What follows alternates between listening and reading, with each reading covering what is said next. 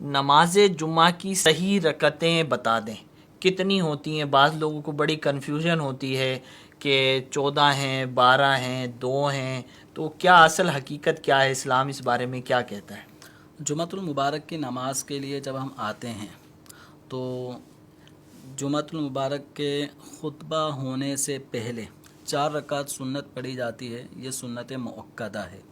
پھر امام صاحب 2 رکعت فرض پڑھاتے ہیں، پھر اس کے بعد 4 رکعت سنت اور پڑھی جاتی ہے، یہ بھی مؤکدہ ہے، اور پھر اس کے بعد 2 رکعت سنت پڑھی جاتی ہے۔ اس کی اتنی تاکید نہیں ہے، یعنی یہ مؤکدہ کے قریب قریب ہے، اور اس کے بعد پھر 2 رکعت نفل پڑھے جاتے ہیں۔ تو اس طرح 4 رکعت فرضوں سے پہلے اور پھر 2 رکعت فرض 6 ہوں گئی، اور اس کے بعد 4 رکعت سنت مزید پڑھی جائیں گی، یہ مؤکدہ ہیں، تو یہ 10 رکعت ہو گئیں۔ اس کے بعد 2 رکعت سنت، یہ قریب قریب مؤکدہ کے ہیں، یہ 12 ہو گئیں، اور بعد میں پھر 2 رکعت نفل، تو یوں 14 رکعت ہوتی ہیں جمعۃ المبارک میں۔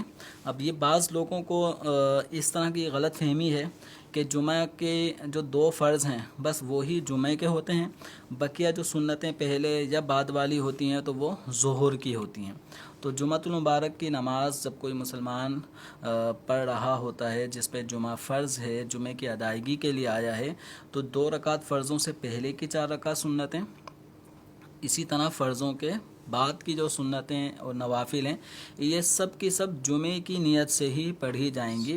جمعے کے دن ظہر نہیں ہوتی، سوائے ان لوگوں کے کہ جیسے خواتین ہیں کہ ان پہ جمعہ فرض نہیں ہے، تو یہ جمعۃ المبارک کے دن یہ 14 رکعت نہیں پڑھیں گی، یہ جو سیم بقیہ 6 دنوں میں ظہر پڑھتی ہیں، تو خواتین اسی طرح جمعۃ المبارک کے دن بھی ظہر پڑھیں گی۔ یا گاؤں وغیرہ وہ مقامات کے جہاں جمعہ ہوتا ہی نہیں ہے، تو وہ جمعۃ المبارک کے دن عام روٹین کے مطابق ظہر ہی ادا کریں گے۔ تو جو جمعہ پڑھنے آئے گا تو جمعۃ المبارک کے دن جو نوافل یا سنتیں پڑھی جاتی ہیں تو یہ سب جمعہ ہی کی طرف منسوب کر کے پڑھی جائیں گی۔